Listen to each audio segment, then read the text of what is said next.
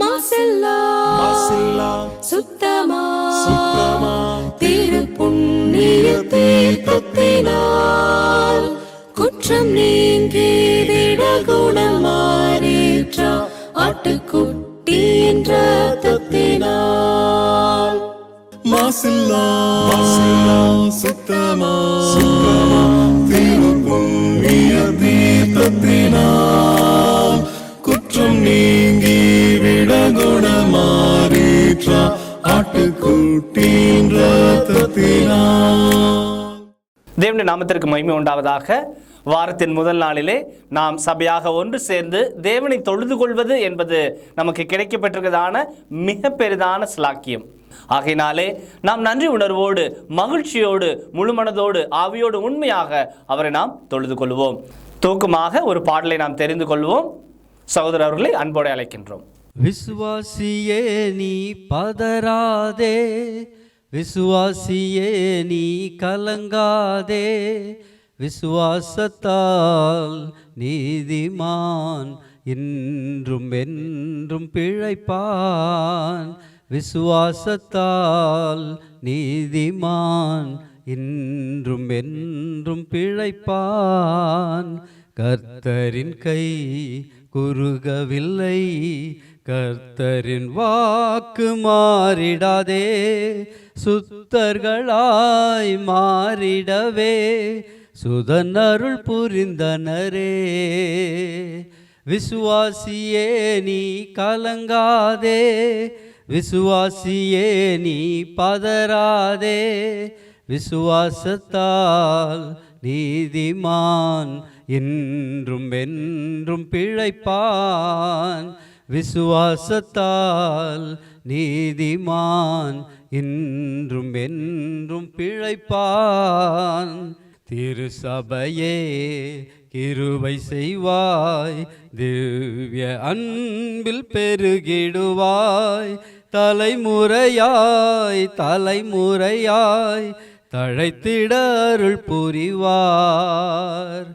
விசுவாசியே நீ கலங்காதே, விசுவாசியே நீ பதறாதே, விசுவாசத்தால் நீதிமான் இன்றும் என்றும் பிழைப்பான். விசுவாசத்தால் நீதிமான் இன்றும் என்றும் பிழைப்பான். முதலாவது துதி ஜபத்தை ஏறெடுக்கும்படியாக சகோதரர் ஒருவரை அன்போடு அழைக்கின்றோம். ஜபம் செய்வோம்.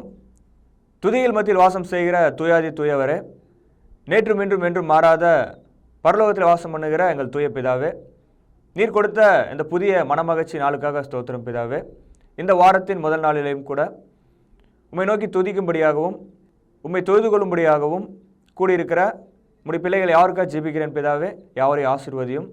இந்த நாளிலும் கூட இந்த தொழுகையிலே நாங்கள் ஏறெடுக்கிற ஜெபங்களையும் பாடுகிற பாடல்களையும் வாசிக்கிற வசனங்களையும் கேட்கப் போகிற உம்முடைய தேவ செய்திக்காகவும் ஜெபிக்கிறேன் பிதாவே. தொடர்ந்து எங்களை ஆசீர்வதியும், எங்களை பலப்படுத்தும்.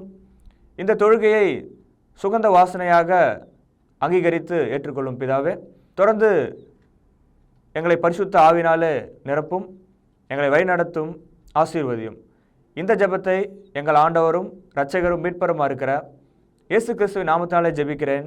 ஜெபம் கேளும் நல்ல பிதாவே, ஆமேன். பரிசுத்த ஆண்டவர் இயேசு கிறிஸ்துவின் இனிய நாமத்திலே உங்களை வாழ்த்தி வரவேற்கிறேன். தேவனை தொழுது கொள்ளும்படியான கிருபையை நாம் பெற்றிருக்கிறோம். தேவனை தொழுது கொள்வது பல தேசங்களிலே கடினமான சூழ்நிலையாகவும் அவர்களால் முடியாததாகவும் இருக்கும். ஆனால் நமக்கோ தேவன் இவ்விதமாய் அவரை தொழுது கொள்ள ஒரு விடுதலையான காலத்தை கொடுத்திருக்கிறார். இனி காலம் எப்படி செல்லும் என்று தெரியாது. இன்றைய நவீன உலகத்தில் பலவிதமான பிரச்சனைகள் இருக்கிறது. ஒரு நூதனமான ஆனால் பொதுவான பிரச்சனை ஒன்றை உங்களுக்கு நான் காட்ட விரும்புகிறேன். என்னன்னா, இன்றைக்கு இருக்கிற தலைமுறை காத்திருப்பதை விரும்புவதில்லை. they don't like to wait. சிலவற்றுக்கு காத்திருக்க வேண்டும் என்று தெரிந்தாலும் கூட காத்திருப்பதில்லை. அதனால் என்ன ஆச்சுன்னா, நிறைய விஷயங்கள் எல்லாம் வேகமாக துரிதமாக உடனே கிடைக்கணுன்ற மாதிரி மனிதன் கண்டுபிடிக்கவும் ஆரம்பிச்சிட்டான். உடனடியாக சாப்பிடணும். 2 நிமிஷத்தில் நூடுல்ஸ், உடனடியாக சாப்பிட்ற மாதிரியான விஷயங்கள். இப்போ நிறைய பொருட்களை வாங்கணுன்ற விஷயத்தில் கூட பல நிறுவனங்கள் 7 நிமிடத்தில் உங்களுக்கு பொருட்களை கொண்டு வந்து வீட்டிலே கொடுத்து விடுகிறோம், 10 நிமிடத்தில் கொண்டு வந்து கொடுத்து விடுகிறோம். உணவகங்கள் பார்த்தோம்னா அங்கே துரிதமான உணவகங்கள், ஃபாஸ்ட் ஃபுட் அப்படின்னு சொல்கிறோம் இல்லையா, அது ஒரு 30 வருஷத்துக்கு முன்னால் இருந்தே தொடங்கியாச்சு. இன்றைக்கி ரொம்ப வேகமாக எல்லாவற்றிலையுமே காத்திருக்கவே வேண்டாம், காத்திருக்கவே கூடாது, காத்திருந்தால் ஏதோ ஒரு தவறு நடக்கிற மாதிரி. வெயிட் பண்ணுறீங்களா, இன்னுமா வெயிட் பண்ணுறீங்க அப்படின்னா ஏதோ ஒரு குற்றம் போல நம்முடைய மனநிலை மாறிக்கொண்டே இருக்கிறது. பெரியமானவர்களே, நாம் காத்திருப்பது என்ன தான் பண்ணுது?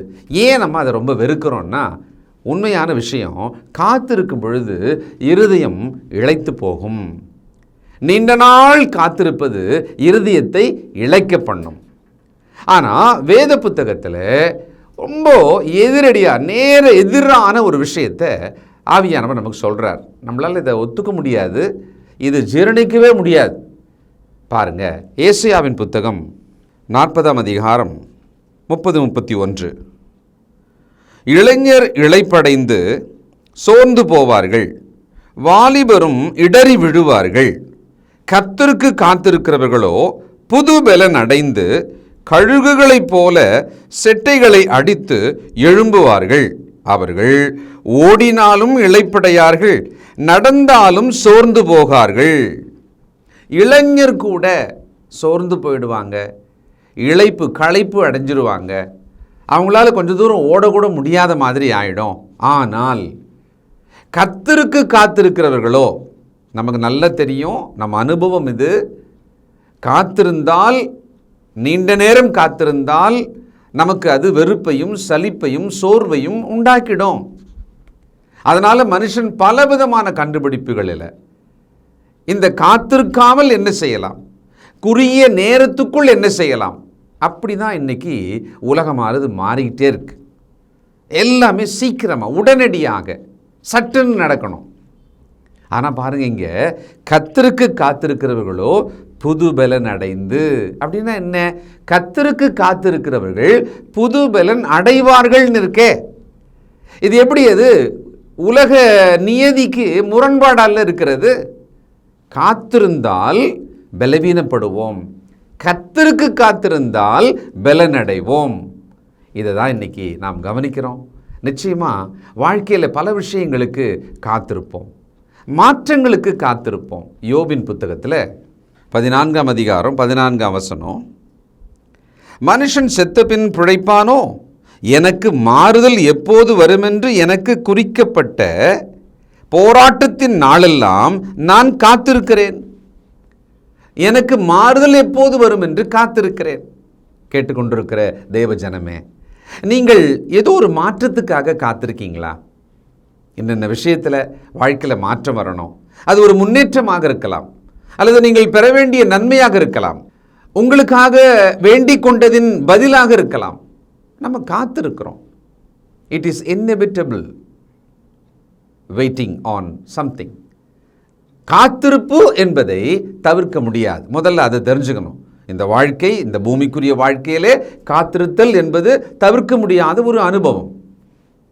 எதுக்குமே நான் காத்திருக்கவே மாட்டேன், அப்படி தான் எனக்கு ஒரு லைஃப் வேணும் அப்படின்னு சொன்னால் இந்த பூமியில் வாழவே முடியாது. அப்படி ஒரு வாழ்க்கை இல்லை. ஆனால் காத்திருப்பதை பலனாக மாற்றிக்கொள்ள முடியுமா? ஏதாவது வழி இருக்கா? எவ்வளவு காத்திருக்கிறோமோ அவ்வளவும் எனக்கு பலன் கூடும் என்றால் எப்படி இருக்கும்? ஒரே ஒரு வழி மட்டும்தான் இருக்குது. கர்த்தருக்கு காத்திருப்பவர்கள் புது பலன் அடைவார்கள். ரொம்ப பரிச்சயமாக தெரிஞ்ச ஒரு வசனம், நம்ம விரும்புகிற ஒரு வசனம்தான். ஆனால் இது அனுபவமாக இருக்கா? எப்போ தெரியுங்களா? இந்த கர்த்தருடைய வசனம், வாக்குகள் எல்லாம் அனுபவமாக மாறும். விசுவாசித்தால் அது நம்ம அனுபவமாக மாறும். ஆண்டவர் பலமுறை சொல்றார்ல, விசுவாசித்தாய் அதனால் சுகமானாய், உன் விசுவாசத்தின்படி உனக்கு ஆக கடவது. அப்போ விசுவாசம்தான் ஒரு விஷயத்தை எனக்கு ஆக்கும், ஒரு விஷயத்தை எனக்குள்ளே நடப்பிக்கும். ஒன்றை அனுபவமாக்க வேண்டுமானால் நான் அதை பற்றி விசுவாசிக்க வேண்டும். கர்த்தருடைய வார்த்தையை காத்திருக்கும் போது ஏன் சலிப்பு, சோர்வு, வேண்டாம் வேண்டாம், இதுக்கு மேலே நான் காத்திருக்க மாட்டேன் அப்படின்னு சொல்லிட்டு நாமோ அங்கேருந்து வேற ஒரு பாதையை எடுக்கிறோம். என்ன காரணம்? அது என்ன ஏதாவது ஒரு பிரச்சனை இருக்கிறதா? அதில் நிச்சயமாக வசனத்தில் ஒரு பிரச்சனைக்குரிய விஷயத்தை காண்பிக்கிறேன். 37ஆம் சங்கீதம் 7ஆம் வசனம், கர்த்தரை நோக்கி அமர்ந்து அவருக்கு காத்திரு, காரிய சுத்தி உள்ளவன் மேலும் தீவினைகளை செய்கிற மனுஷன் மேலும் எரிச்சலாகாதே. காரிய சித்தி உள்ளவன் மேலும் தீவினைகளை செய்கிறவன் மேலும் எரிச்சலாகாது. இப்போ கர்த்தருக்கு நான் காத்திருக்கிறேன், நான் விசுவாசமாக காத்திருக்கிறேன், நம்பிக்கையோடு காத்திருக்கிறேன். கொஞ்சம் டைம் எடுக்குது. அப்போ நான் அப்படி சுற்றி பார்க்குறேன். பார்த்தா தீமையை செய்து கொண்டிருக்கிற ஒரு மனிதன் காரிய சித்தி உள்ளவனாக, அப்படின்னா என்னென்னா அவனுக்கு எல்லாம் நடக்குது, டக்குன்னு அவனுக்கு நடக்குது. இதை பார்த்த உடனே எனக்கு எரிச்சல் வருகிறதாம். ஆகாத, அப்படி எரிச்சல் ஆகாதன்றார். பாருங்க, தாவீது அழகான பிள்ளையாக, வாலிபனாக, கீழ்ப்படிதல் உள்ள பக்தியுள்ள வாலிபனாக, தன் தகப்பனுடைய கட்டளையின்படி நடக்கிற ஒரு வாலிபனாக ஆடுகளை மேய்த்து கொண்டிருக்கிறார். உயிரை கொடுத்து அதை காப்பாற்றும் அளவுக்கு இருக்கிறார். ஒரு யுத்த வீரனைப் போல போர் வீரனாகவும் வளர்ந்திருக்கிறார். இசைகளை வாசிக்கிறார், கவிதை எழுதுகிறார், பாடல் பாடுகிறார். இப்படிப்பட்ட ஒரு ஆளை தேவன் தெரிந்து கொண்டு ராஜாவாக இஸ்ரவேலின் மேல் அப்படின்னு சொல்லிட்டு அபிஷேகம் பண்ணுறார். ஆனால் அபிஷேகம் பண்ண பிறகு 10-15 வருஷங்கள் அவர் காத்திருக்கிறார் அந்த அரியணை ஏறுவதற்கு. ஆனால் அந்த காத்திருப்பு சமயத்தில் அவர் பல பாடங்களை கற்றுக்கொண்டார். கர்த்தருக்கு ஒரு முழு நோக்கமாக காத்திருப்பது, எந்த துன்பம் வந்தாலும், எந்த கஷ்டம் வந்தாலும், எப்படிப்பட்ட சோதனை வந்தாலும் தேவ நீதியிலே நடப்பது, அவரையே அண்டிக் கொண்டிருப்பது, எப்பொழுதும் அவர் மீது இருக்கும் நம்பிக்கையை விடாமல் பற்றி கொண்டிருப்பது. ஏன்னா அபிஷேகம் பண்ணினவர், சொன்னவர் உண்மையுள்ளவர், அவர் அப்படியே செய்வார்.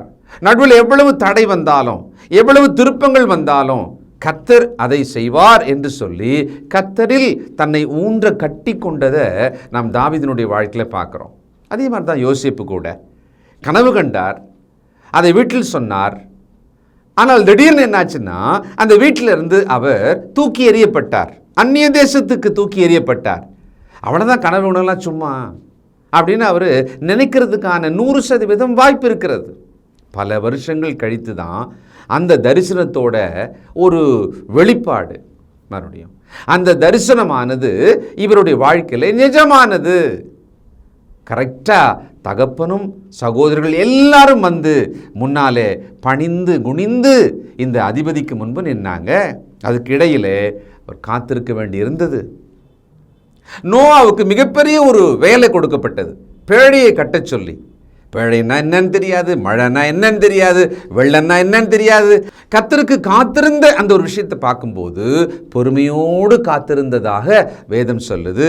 100 வருஷத்துக்கு மேலே தேவன் சொன்ன வார்த்தை நிறைவேறுவதற்கு இடையில 100 வருஷம் பாருங்களேன். அப்ப காத்திருத்தல் என்பது ஒன்றும் முடியாத விஷயம்லாம் இல்லை. கர்த்தருக்கு காத்திருந்தால் அவர்கள் பலன் அடைவார்கள் என்பதை இவங்க வாழ்க்கையிலலாம் நம்ம பார்க்குறோம். அப்போ இன்றைக்கு இந்த நவீன உலகத்தில் பரபரப்பான, மிக வேகமாகவே எல்லாவற்றையும் பெற வேண்டும் என்று பறந்து கொண்டிருக்கிற இந்த உலகத்தில் கர்த்தருடைய பிள்ளைகள் கர்த்தருக்குள் வாழும்போது அவர்கள் கர்த்தருக்கு காத்திருக்க கற்றுக்கொள்ள வேண்டும். நாம தான் கர்த்தருக்கு காத்திருக்கிற விஷயத்தில் விட்டுட்டு வேற பக்கமாக போயிடுறோமே. இல்லை உலகத்தின் ஏதாவது ஒரு உபாயத்தை, ஒரு தந்திரத்தை தேடி வேலையை முடிச்சுக்கலாம், அப்புறமா வந்துடலாம் அப்படின்னு சொல்லிட்டு நடுவில் நாம் ஓடி விடுகிறோமே. இந்த ஆண்டின் இறுதியில் ஒரு புதிய வருஷத்தை சந்திக்கிறதுக்கு முன்பாக நாம் அப்படிதான் மனதால் தயாராகிறோம் என்பதனாலே சொல்கிறேன். எனக்கு ஒரு நாள் தான் வாழ்க்கை, இந்த ஒரு நாள் மட்டும்தான் கடவுள் எனக்கு கொடுப்பதாக, அன்று மட்டும் வாழ்வதாகத்தான் நான் வாழுகிறேன். இப்போ தேவனுக்காக நாம் கேட்டுக்கொண்டிருக்கிற விஷயம், எதிர்பார்க்கிற ஒரு விஷயம், அதற்காக காத்திருக்கிறதுல இப்படி அந்த தீவை செய்கிறவங்க, துன்மார்க்கமாக இருக்கிறவங்க, அவங்களுக்கெல்லாம் வாய்க்குதுன்றது என்னை டிஸ்டர்ப் பண்ணுது இல்லையா? தேவன் ஏதாவது எனக்கு உதவி செய்வாரா? இந்த காத்திருக்கிற சமயத்தில் அவர் எனக்கு உதவி செய்வாரா? அவர் உதவி செய்வதனால தான் கர்த்தருக்கு காத்திருக்கும் பொழுது நான் புது பலன் அடைகிறேன். வசனம் அதை உறுதிப்படுத்துது பாருங்க. சங்கீதம் 27:14, கர்த்தருக்கு காத்திரு, அவர் உன் இருதயத்தை ஸ்திரப்படுத்துவார். திடமனதாயிருந்து கர்த்தருக்கே காத்திரு. தைரியமாயிருந்து அப்படின்னா என்ன? நம்பிக்கையா இருந்து கர்த்தருக்கு காத்திரு. அவர் உன் இருதயத்தை ஸ்திரப்படுத்துவார். காத்திருக்கும் சமயத்தில் நம்மை தொந்தரவு செய்யும்படி, நம்மை காத்திருப்பிலிருந்து விலக்கும்படி பல விஷயங்கள் சுற்றி நடந்தாலும் கூட கர்த்தர் இன்னொரு பக்கம் என்ன செய்கிறாராம்? நம்மை பலப்படுத்துகிறாராம், நம்மை அவர் ஸ்திரப்படுத்துகிறாராம்.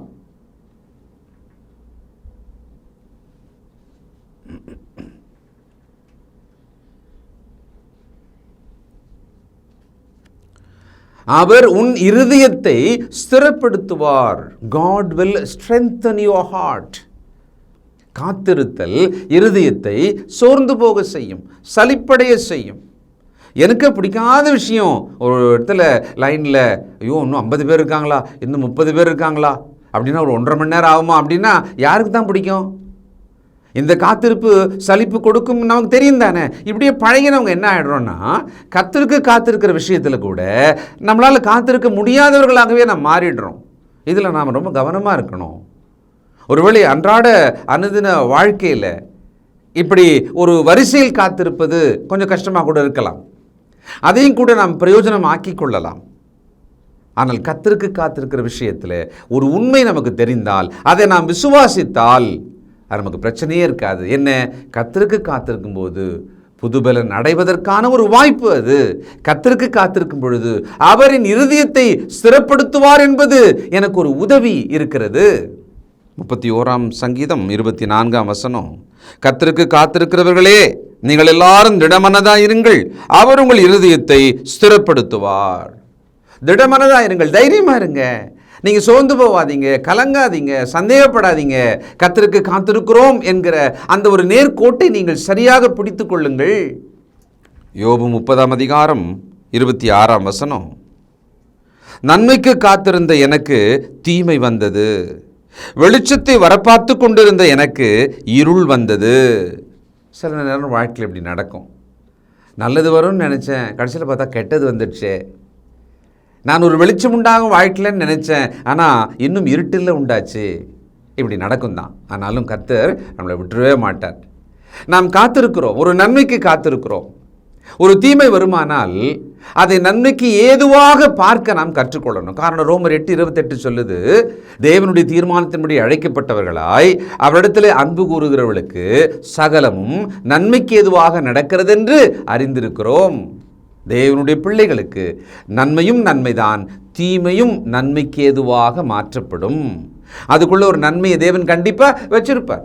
42ஆம் சங்கீதம் 5ஆம் வசனம், என் ஆத்துமாவே நீ ஏன் கலங்குகிறாய், ஏன் எனக்குள் தியங்குகிறாய்? தேவனை நோக்கி காத்திரு, அவர் சமூகத்து ரட்சிப்பின் நிமித்தம் நான் இன்னும் அவரை துதிப்பேன். ரட்சிப்பு என்பது, நன்மை என்பது, ஒரு விடுதலை என்பது தேவனிலிருந்து மட்டும்தான் வரும். நன்மையான எந்த ஈவும் பரத்திலிருந்து உண்டாகி ஜோதிகளின் பிதாவினிடத்திலிருந்து தம் பிள்ளைகளுக்கு பூமியில் வந்து சேரும். அப்போ ஒரு நன்மையை எதிர்பார்த்து கொண்டிருக்கும் பொழுது நான் உலகத்தில் போய் அதை பார்க்கறதா, உலகத்தில் தேடுறதா, உலக வழிகளிலே அதை அடைய முயற்சிப்பதா? மாறாக தேவன் எனக்கு செய்வார், கர்த்தர் எனக்காக அதை கொடுப்பார் என்று காத்திருப்பது தானே சரியா இருக்க முடியும். அவர் நன்மைகளின் தேவனாச்சே, எங்கும் எல்லாருக்கும் நன்மை தருகிறவராச்சே, நல்லாருக்கும் பொல்லாருக்கும் அவர் நன்மை செய்யும் தேவன் அல்லவா? அப்படின்னா நாம் கர்த்தருக்கு காத்திருக்கும் பொழுது ஏதோ ஒரு வகையில் ஒரு சோர்வு வருதுன்னு வச்சுக்கோங்களேன், நம்மை நாமே தைரியப்படுத்தி கொள்ள வேண்டும். இங்கே அவர் பாடுறாரு, ஆத்துமாவே நீ ஏன் உனக்குள் கலங்குகிறாய், ஏன் உனக்குள் தியங்குகிறாய்? கர்த்தருக்கு காத்திரு, இன்னும் தொடர்ந்து நீ காத்திரு அப்படின்றார். சங்கீதம் 5ஆம் அதிகாரம் 3ஆம் வசனம், கர்த்தாவே காலையிலே என் சத்தத்தை கேட்டருளுவீர், காலையிலே உமக்கு நேரே வந்து ஆயத்தமாகி காத்திருப்பேன். காலை மதியம் மாலை என்று விடாமல் ஜெபிக்கிற பழக்கம் உள்ளவர் தாவீது. அப்ப சொல்றாரு, காலையிலே நான் வந்து உம்முடைய சமூகத்திலே காத்திருப்பேன், நான் உம்முடைய சமூகத்திலே ஜெபிக்கும்படியாக, உம்மிடத்திலே என் விண்ணப்பங்களை எல்லாம் சொல்லும்படியாக நான் காத்திருப்பேன். நாம் இந்த தலைமுறையாக காலை நேரத்தில் ஜெபிக்கிற ஒரு பழக்கத்தை நிறைய பேர் விட்டுட்டோம். ஏன்னா இரவு ரொம்ப தாமதமாக படுக்கைக்கு செல்வதும் காலையில் ரொம்ப தாமதமாக எழுந்திருப்பதுமான ஒரு கலாச்சாரத்துக்குள்ளே நாம் வந்துட்டோம். வேலையை சொல்கிறோம், காரணமாக்குறோம், பல காரணங்களை நாமோ இந்த சமுதாய மாற்றங்களாலேயே அப்படி ஆயிடுறோம். ஆனாலும் முயற்சி செய்யணும். நம்ம கர்த்தருடைய பிள்ளைகள் காலையில் எழுந்த உடனே அவருடைய சமூகத்தில் காத்திருந்து அவரை துதித்து அவர் வேதத்தை வாசித்து அவர் நம்மிடம் பேச, நாம் அவரிடம் பேசும் ஜெபத்திலே இவ்விதமாக நம்முடைய நாளை தொடங்கணும். அந்த ஏசாயா 40:29 பாருங்க. சோர்ந்து போகிறவனுக்கு அவர் பலன் கொடுத்து சத்துவமில்லாதவனுக்கு சத்துவத்தை பெருக பண்ணுகிறார். இதான் அந்த கான்டெக்ஸ்ட். அடுத்து சொல்றாரு, இளைஞர் இளைப்படைந்து சோர்ந்து போவார்கள், வாலிபர் இடறி விழுவார்கள். ஆனால் சோர்ந்து போகிறவனுக்கு பலன் கொடுத்து அப்படின்னு சொன்னார் இல்லையா? எப்படி கொடுக்குறாரா? இப்பதான் சொல்றாரு, கர்த்தருக்கு காத்திருக்கிறவர்களோ புது பலன் அடைந்து. அப்படியானால் நான் வாழ்க்கையில புது பலன் பெற்றுக்கொள்ள வேண்டுமானால், ஒரு ரினியூவிங் ஸ்ட்ரென்த் எனக்குள்ளே வந்து கொண்டே இருக்க வேண்டுமானால் என்ன செய்யணும்? கர்த்தருக்கு காத்திருப்பதில் உறுதியாக இருக்கணும். கர்த்தருக்கு காத்திருக்கிறதுனால் நான் புதுபலன் பெற்றுக்கொள்ள முடியும். எப்படி அந்த புதுபலன் எனக்கு கிடைக்குது? அவர் என்னை பலப்படுத்துகிறார், அவர் என்னை ஸ்திரப்படுத்துகிறார். அப்போஸ்தலனாகிய பவுல் 3 முறை தனக்காக ஒரு முள் போல் என்ற ஒரு கஷ்டத்துக்காக அவர் ஜெபம் பண்ணாராம். பதில் கிடைச்சது, அப்பா உன் பலவீனத்திலே என் பலன் பூரணமாக விளங்கும். அப்படியானால் முதல் முறை ஜெபம் பண்றாரு, காத்திருக்கிறாரு, ஒன்றும் ஆகலை. மறுபடியும் ஜெபம் பண்றாரு, காத்திருக்கிறாரு, ஒன்றும் ஆகலை. 3வது முறை ஜெபம் பண்றாரு, காத்திருக்கிறாரு, பதில் வந்தது. என்ன பதில் வந்தது? என் பலன் உன்னில் விளங்கும். புரிஞ்சுக்கிட்டார். புரிஞ்சுட்டு என்ன சொல்றாரு? என் பலவீனத்தில் கிறிஸ்துவின் பலன் விளங்கும்படியாக எனக்கு இப்போ ஒரு பெரிய கிருபை கிடைச்சது இல்லையா? எனக்கு ரொம்ப சந்தோஷமா இருக்கு. அதனால இப்போ நான் என் பலவீனத்தை குறித்து மேன்மை பாராட்டுகிறேன். பார்த்தீங்களா? கிறிஸ்தவ வாழ்க்கை இந்த உலக வாழ்க்கை போல அல்ல. உலகம் காட்டுற, உலகம் சொல்லி கொடுக்குற எந்த மெத்தடுமே இதில் கிடையவே கிடையாது. தேவ ராஜ்யத்துக்குள்ளே விசேஷமாக வித்தியாசமாக நாம் வாழ கற்றுக் கொடுக்கப்படுகிறோம். காத்திருந்தா டயர்டாயிடுவோம், மனசு விட்டு போயிடும். ஆனால் கர்த்தருக்கு காத்திருந்தா புது பலன் அடையலாம். கிறிஸ்தவர்களாகிய நமக்கு ஒரு பெரிய காத்திருப்பு ஒன்று இருக்கிறது. 2000 வருஷ காலமாக கிறிஸ்தவ உலகமானது கிறிஸ்துவுக்குள் கிறிஸ்துவை எதிர்நோக்கி காத்திருக்கிறோம். அது எப்படி காத்திருக்கணும்? 2 பேதுரு 3:12 முதல், தேவனுடைய நாள் சீக்கிரமாய் வரும்படிக்கு மிகுந்த ஆவலோடே காத்திருங்கள். அந்த நாளில் வானங்கள் வெந்து அழிந்து பூதங்கள் எரிந்து உருகிப்போம். அவருடைய வாக்குத்தத்தத்தின்படியே நீதிவாசமாயிருக்கும் புதிய வானங்களும் புதிய பூமியும் உண்டாகும் என்று காத்திருக்கிறோம். ஆகையால் பிரியமானவர்களே, இவைகள் வர காத்திருக்கிற நீங்கள் கரையற்றவர்களும் பிழையில்லாதவர்களுமாய் சமாதானத்தோடே அவர் சந்நிதியில் காணப்படும்படி ஜாக்கிரதையாயிருங்கள். இது ஒரு பெரிய காத்திருப்பு. வாழ்நாள் முழுவதும் காத்திருக்க வேண்டும். தலைமுறை தலைமுறையாக நாம் காத்திருக்கிறோம். ஆண்டவர் இயேசு வருவதற்காக ஆவலோடே அந்த வார்த்தை கவனிச்சிங்களா? ஆவலோடே காத்திருங்கள். ஒரு நாள் வாழ்க்கையை மாத்திரம்னு ஒருத்தர் நினைச்சார்னா இந்த ஆவல் அவருக்குள்ளே இருக்கும். கர்த்தர் வருவாரானால் இன்றைக்கு அவருக்கு முன்பாக கரையும் பிழையும் இல்லாமல் என்னை நிறுத்திக் கொள்வதற்கு என்னை ஒப்புக் கொடுக்கிறேன். அப்படி ஒரு லைஃப்பை அவர் கட்டி எழுப்புறாருன்னு வச்சுக்கோங்களேன். அந்த லைஃப்குள்ள அவர் கர்த்தரோடு இணைந்து அவருக்குள் சரியாக வளருவார். நீங்கள் சிந்திங்க, நம்முடைய வாழ்க்கையானது ஒரு நாள் வாழ்க்கை தான். அந்த ஒரு நாளுக்குள்ள கர்த்தருடைய வருகைக்கென்று ஒரு காத்திருப்பை மனதில் வைத்து கொண்டிருந்தோமானால் ஆவலோட சமாதானமாக அவர் சந்நிதி முன் நிற்கும் தகுதி பெறும்படியாக நாம் வாழ்க்கையை வாழ்வோம். பலவீனம், சோதனை எல்லாமே வரதான் செய்யும். அவர் என்னை ஸ்திரப்படுத்துவார். இப்போ ஒரு விஷயம் ஞாபகம் வச்சுக்கலாம். இந்த கேட்ட செய்தியிலிருந்து காத்திருப்பது சோர்ந்து போக தான் செய்யும். ஆனால் கர்த்தருக்கு காத்திருப்பது புது பலனை கொடுக்கும். அப்போது நான் ஒரு புது பலன் பெற்றுக்கொள்ள வேண்டுமானால் எல்லாத்தையும் விட்டுட்டு நான் கர்த்தருக்கு காத்திருப்பேன் என்று என்னை ஒப்பு கொடுத்தால் போதும். இது ஒரு புதிய விஷயமா இருக்கா? இல்லை, ரொம்ப பழைய விஷயம்தான். நாம் புரிந்து இதை விசுவாசிப்பதற்கு கஷ்டப்படுறோமா? தேவன் உதவி செய்வார். ஒப்பு கொடுத்து ஜெபிப்போம். இரக்கமும் நீதியும் பரிசுத்தமுள்ள நல்ல பிதாவே, அற்புதமான இந்த வேளையில் அருமையான வேத வார்த்தைகள் எங்களுக்கு இன்றைக்கு ஏன் சொல்லப்பட்டது? எங்கள் இருதயத்துக்கு இது அவசியம் என்று நாங்கள் உணர்கிறோம்ப்பா. பல விஷயங்களுக்கு காத்திருந்து இடையிலே உலகத்தின் பக்கம் ஓடிவிட்டிருக்கிறோம். கர்த்தருக்கு காத்திருக்கிற விஷயத்தில் புதுபலன் அடைவோம் என்பதை மறந்து நாங்கள் இடையிலேயே வேறு பக்கம் போகிறோம். எங்களை மன்னியும் தகப்பனே. உமக்கு காத்திருப்பதே எங்கள் பலன், உம்மில் நம்பிக்கையாக இருப்பதே எங்கள் பலன். இதை மறந்து போகிறோமே. இனி அதை உறுதியாக நினைவில் வைத்துக்கொண்டு உமக்கு காத்திருக்கிறோம். உமக்கு நலமானதை எங்களுக்கு செய்வீராக. தொடர்ந்து எங்களை காத்து நடத்தும். இயேசு கிறிஸ்துவின் பரிசுத்த நாமத்தில் ஜெபிக்கிறோம் பிதாவே, ஆமென். கிறிஸ்து இயேசு தம்முடைய சரீரத்தை நமக்காக கிழிக்கு கொடுத்து தன்னுடைய இரத்தத்தை சிந்தினார். அவருடைய பந்தியை நினைவு கூறத்தக்கதாக நாம் ஆயத்தமாவோம். வழிநடத்தும்படியாக சகோதரர்களை அன்போடு அழைக்கின்றோம். கர்த்தருடைய பந்தியிலே பங்கு கொள்ளும்படி நம்மை நாமே ஆயத்தப்படுத்துவோம். ஆண்டவராகிய இயேசு கிறிஸ்து காட்டி கொடுக்கப்பட்ட அன்று ராத்திரியிலே அப்பத்தை எடுத்து ஆசீர்வதித்து, இதை பிட்டு நீங்கள் வாங்கி புசியுங்கள், இது உங்களுக்காக பிற்கப்படுகிற என்னுடைய சரீரமாய் இருக்கிறது என்று சொல்லியிருக்கிறார். அப்பத்திற்காக நாம் ஜெபித்து இதில் பங்கு கொள்வோம். பரிசுத்தமும் இரக்கமும் தயவும் கிருபையும் நிறைந்த நல்ல ஆண்டவரே, உம்முடைய குமாரனாகிய இயேசு கிறிஸ்து சிலுவையிலே எங்களுடைய பாவங்களுக்காக தன்னுடைய இன்னுயிரை கொடுக்கும் பொழுது அவருடைய சரீரம் கிழிக்கப்பட்டது.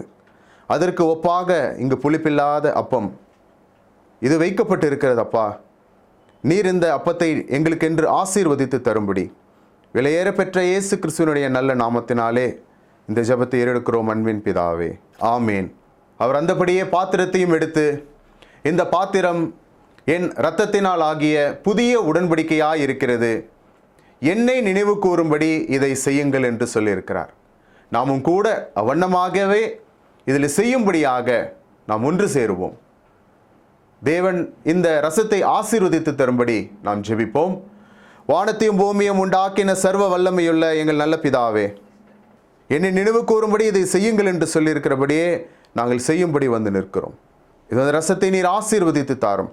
குற்றமில்லாத மாசற்ற இதோ தகப்பனே, அந்த ரத்தம் எங்களுடைய பாவங்களுக்காக சிந்தப்பட்டது என்பதை நாங்கள் நினைத்து இதில் பங்கு கொள்ளும்படி, பயபக்தியோடு பங்கு கொள்ளும்படி எங்களை உற்சாகப்படுத்தும். எங்களை தாழ்த்துகிறோம். இந்த ரசத்தை நீர் ஆசீர்வதித்து தாரும். இயேசுவின் நல்ல நாமத்தில் இந்த ஜெபத்தை எடுக்கிறோம் அன்பின் பிதாவே, ஆமேன். இறுதியாக நாம் ஜெபித்து இந்த தொழுகையை நிறைவு செய்வோம். ஜெபிப்போம். கிருபையும் அன்பும் இரக்கமும் நிறைந்த பரம்பிதாவே, உம்மை தொழுது கொள்வது எவ்வளவு பெரிதான ஸ்லாக்கியம். அந்த ஸ்லாக்கியத்தை நீர் இந்த நாளில் எங்களுக்கு தந்தீரே, அதற்காக நன்றி தகப்பனே. நாங்கள் ஜெபித்த ஜெபங்களை நீர் அங்கீகரிக்க வேண்டுமாய் ஜெபிக்கிறோம். கிருபையின் பிதாவே, நாங்கள் கேட்ட வார்த்தைகளுக்காக நன்றி. அவைகள் எங்களுடைய இருதயத்தில் வைத்து அதன்படி எங்களுடைய வாழ்க்கை மறுரூபமாக நீர் தயவு செய்தல் வேண்டுமாய் ஜெபிக்கிறோம்.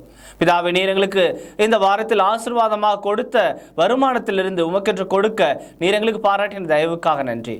இப்படியாக நாங்கள் கிறிஸ்துவனுடைய மரணத்தை நினைவு கூற நீர் தயவு பாராட்டினீர். எங்களுக்காக கிறிஸ்து தன்னுடைய சரீரத்தை கிழித்து இரத்தத்தை சிந்தினார். அதை நாங்கள் புசிக்கவும் பானம் பண்ணவும் நீர் தயவு பாராட்டினீர். இப்படியாக தாப்பனே, நாங்கள் ஏறெடுத்த இந்த தொழுகையை நீர் தாமே அங்கீகரிக்க வேண்டுமாகவும் ஆசீர்வதிக்க வேண்டுமாக ஜெபிக்கிறோம். தாப்பனே, சுவீனமாக இருப்பவர்களுக்கு உம்முடைய சுகத்தையும் ஆரோக்கியத்தையும் கட்டளை விடமாக ஜெபிக்கிறோம். காத்துக்கொள்ளும் வழி நடத்தியறலும் இயேசு கிறிஸ்து மூலம் அனுப்பிக்கிற நல்ல பரம்பிதாவே, ஆமென்.